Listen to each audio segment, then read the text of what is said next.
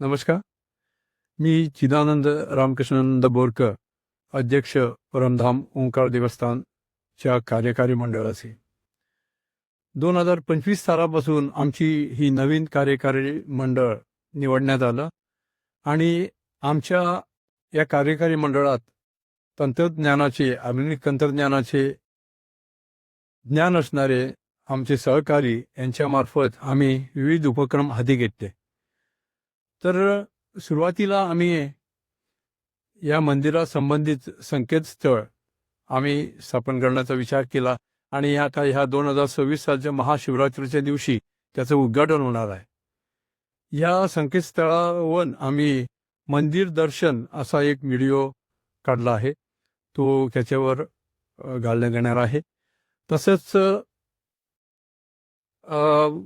स्वामी महाराज यांनी रचित आणि संकलित केलेली प्रार्थना, नामसंकीर्तन, गजर, भजने इत्यादीचा समावेश असणारी एक बनिफिट आम्ही ह्या संकेतस्थळावर आम्ही उपलब्ध करणार आहोत. याचा सर्व भाविकांसाठी लाभ होणार आहे याचा आम्ही अवश्य विचार केलेला आहे. तसेच आम्ही महिलांसाठी तेजस्विनी असं एक सदर आम्ही निर्माण केलेलं आहे. तसंच ओंकार युवा म्हणून युवा शक्तीसाठी आम्ही प्रबोधनकार असे वेगवेगळे विचार असणारे उपक्रम आम्ही हाती घेणार आहोत.